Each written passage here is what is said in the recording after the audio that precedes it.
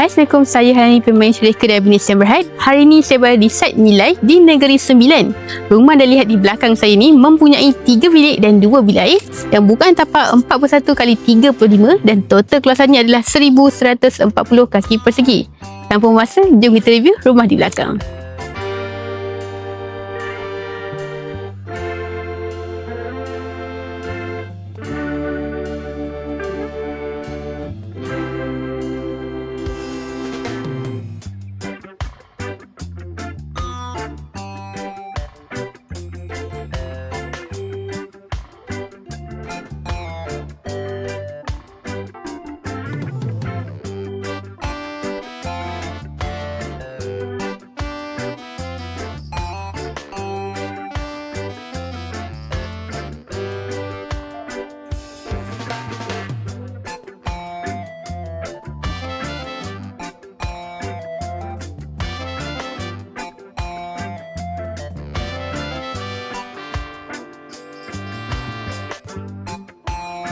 Assalamualaikum, jemput masuk. Okey, ini adalah ruang tamu, ruang makan berserta dengan ruang keluarga. Untuk keluasannya adalah 26 kaki panjang dan 20 kaki lebar.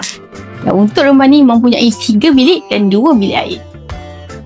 Okey, dan untuk spek standard kami berikan ketinggian lantai ke siling adalah 11.5 kaki. Dan untuk kemasan plasta siling berserta korek dah include dalam package kami. Dan bukan tu je, untuk sliding door di bahagian kiri saya pun dah include dalam package kami. Okey, dan jom saya tunjukkan di bahagian dapur yang berkeluasan 12x10. Tapi sebelum tu, untuk pintu folding door di-upgrade oleh owner. Dan untuk pelanggan MRH, kami berikan table top berserta dengan bed secara percuma. Dan untuk kemasan tas, anda bertentukan mengikut selesa anda.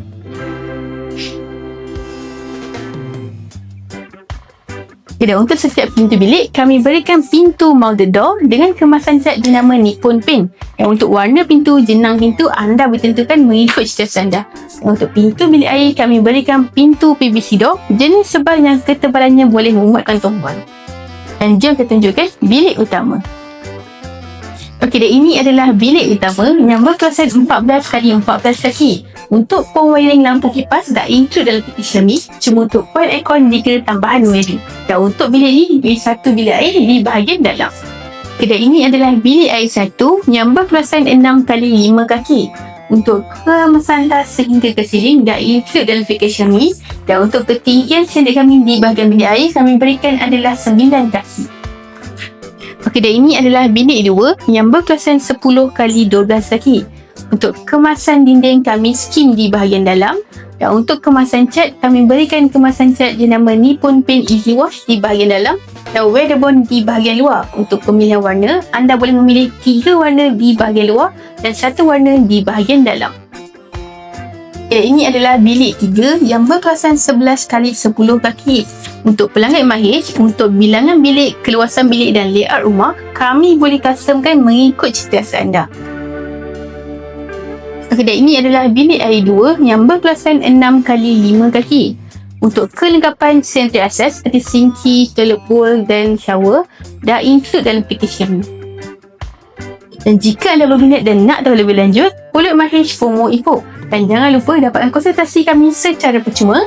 Ingat, kami di MRH kami cover di 8 buah negeri dan kami terima 3 kaedah barai, iaitu adalah tunai, NPSA dan loan bank.